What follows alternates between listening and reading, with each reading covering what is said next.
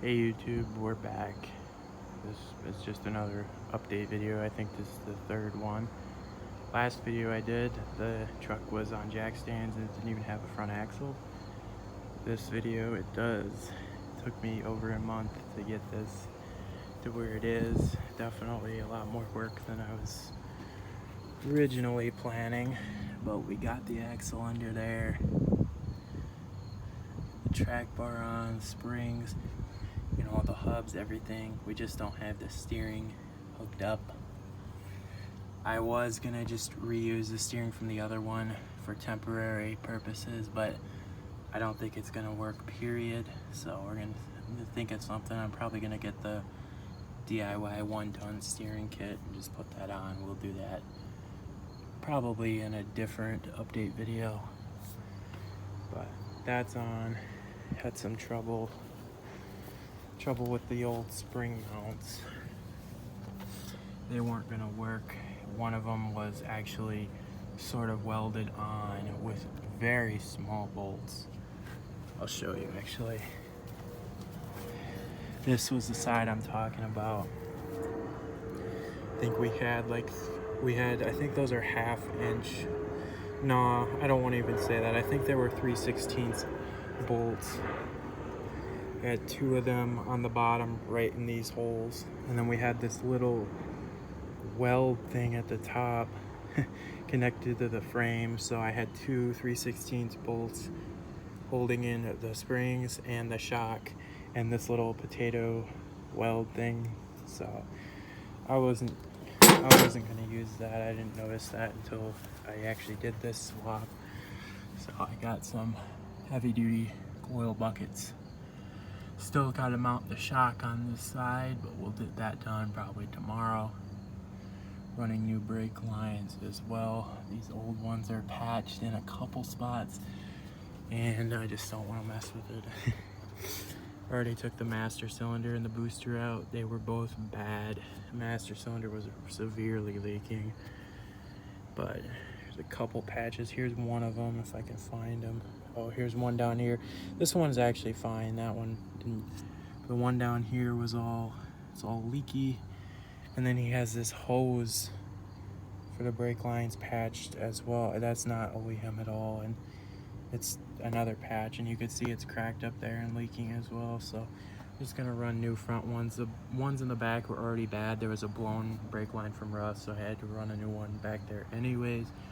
So I figured it's not really much harder to run front ones too. So pretty much all new brakes in the end. Down here are my motor mounts. They're not really that great. I'm gonna be honest. I did my best. You know, I'm not really a welder. This is actually the welder I was using. It's just a little 110 stick welder. So, you know, it's quite a task to do these with a little welder because this is pretty thick metal. I did my best. They were actually tack welded on when I took the motor out. I was like so shocked when I found that. But if they held with tack weld, they'll hold with this rod. There's so much rod on there. I'd be surprised if they actually let loose. More welds down here. So yeah, there's that. What else? Back. Doing the drum brakes back here. Probably in a couple days. I'll put new shocks back here too. I already have them. I just haven't gotten around to putting them on. But once I do the drum brakes and that new brake line, I think I'm gonna put the bed on after I put the motor in. Over here, I was just working on the exhaust setup. I'm gonna actually put a sleeve in this straight part. I actually ruined this sleeve by crimping it, so I'm gonna have to get another one, but it's just for demonstration, I guess.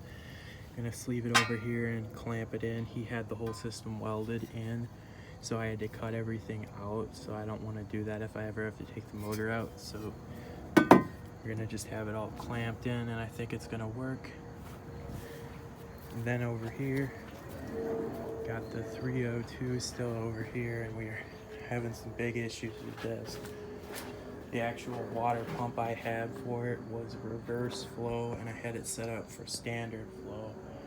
So I ended up getting another water pump that was standard flow. This is from a Crown Victoria, an 80s Crown Victoria.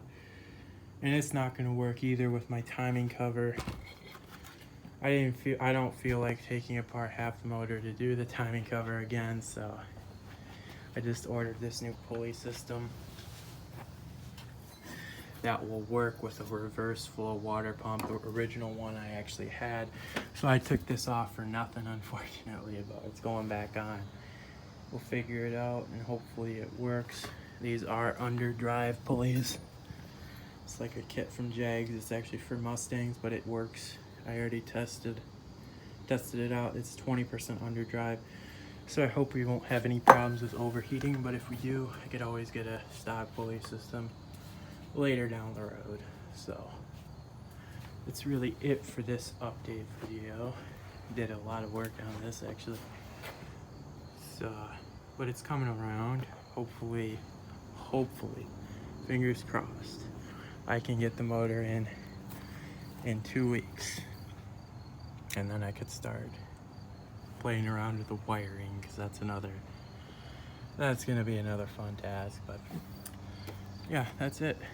Hope you guys enjoyed, and don't forget to subscribe, and peace out.